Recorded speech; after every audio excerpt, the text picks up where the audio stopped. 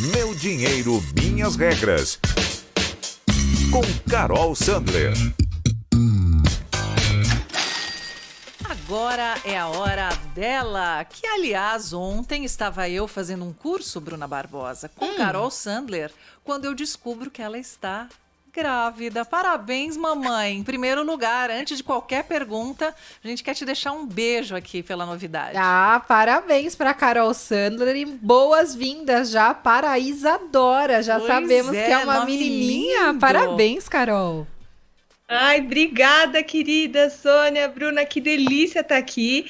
Pois é, tem uma menininha a caminho, tô reforçando aqui o time feminino. Ótimo, Girl que Power delícia. total em casa, hein, Carol? Total, duas meninas aqui. Né?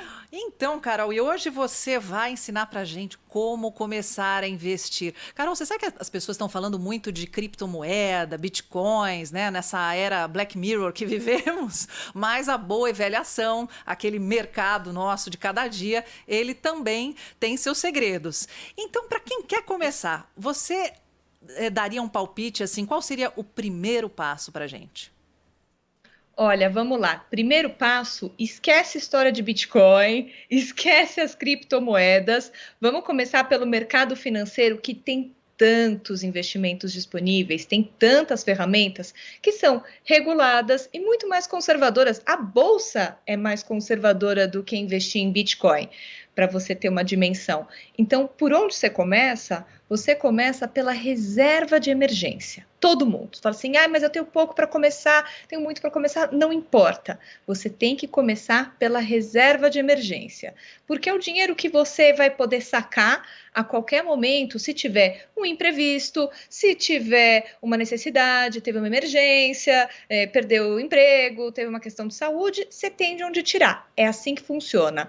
Então, esse dinheiro ele pode estar aplicado, por exemplo, no Tesouro Selic, num CDB de um grande banco que renda 100% do CDI e tenha liquidez diária, e a liquidez diária é importante porque isso é o que te permite sacar o dinheiro a hora que você precisar. Tem as tais das contas remuneradas dos bancos digitais, que também rendem esse 100% do CDI, que são uma ótima opção. Tem fundo DI taxa zero.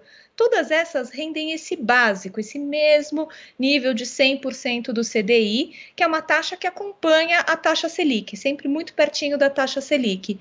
Então, esse daqui é o básico. O primeiro passo é esse. Depois que você tem 6 meses do valor do seu salário, ou então do seu custo mensal de vida na sua reserva, aí que você começa a pensar em outros investimentos. Carol, então a gente tem que manter aquele bom e velho sangue frio na hora de fazer uma aplicação em investimento, né? Mesmo para quem começa timidamente. Não pode ficar muito ansioso com essa coisa de oscilação, número para cá, número para lá, aquela coisa de que, enfim, em todos os níveis, né, de investimento a pessoa fica muito nervosa. Mas é um exercício de tranquilidade, de calma e de esperar depois, não? Com certeza, mas olha que legal, porque essa primeira opção, a primeira tarefa de montar a sua reserva de emergência, não vai ter grandes oscilações, não vai ter aquela emoção do mercado financeiro. E aos poucos, enquanto você monta a sua reserva, você se acostuma, você já está com a sua conta na corretora aberta, você já tem o seu dinheiro ali rendendo, você se acostuma com o seu papel, essa ideia de que agora você é um investidor, uma investidora. E aos poucos você vai criando hábito de acompanhar mais o mercado financeiro, de entender, vai estudando um pouco, porque assim, ao longo do tempo, você vai criando coragem para dar os próximos passos. Aprender a investir é que nem andar de bicicleta. Você primeiro começa com a rodinha, aí depois você vai sem uma rodinha, você tira a segunda rodinha, você vai em pistas mais fáceis, você não vai fazer o off-road ali direto, sabe? Você vai aos poucos antes de começar a andar de bicicleta nas grandes cidades, ou então fazer trilha. É um processo. Investimento é a mesma coisa.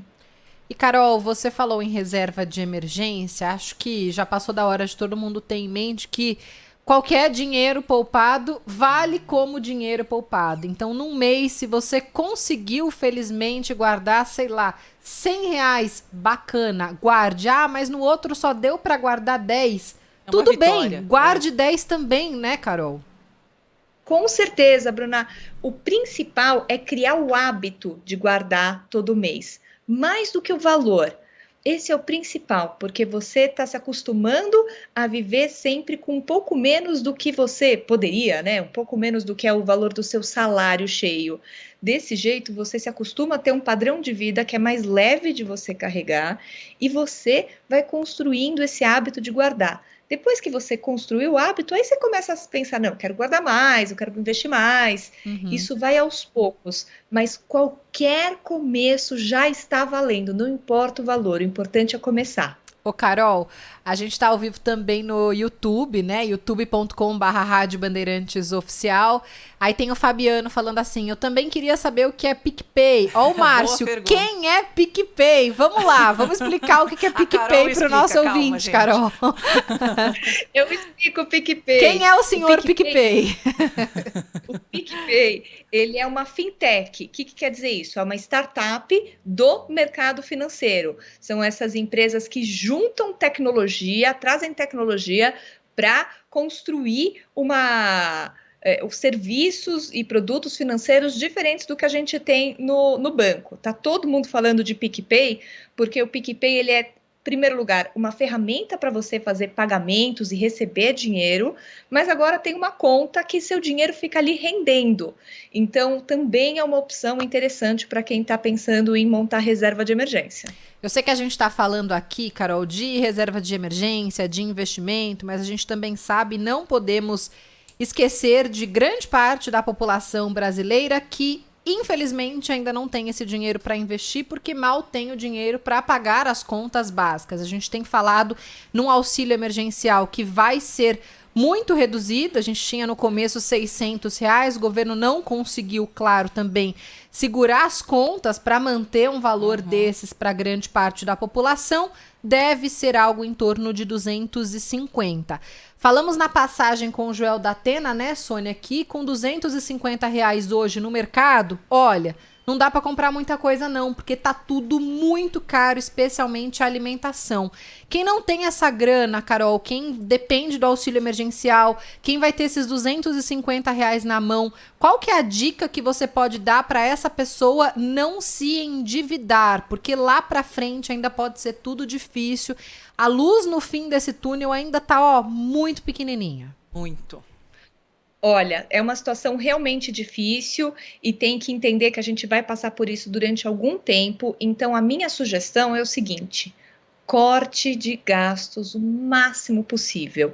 Pega o extrato, pega a fatura do cartão de crédito dos últimos meses e veja exatamente, assim, linha por linha, para onde está indo o seu dinheiro, como é que você está gastando.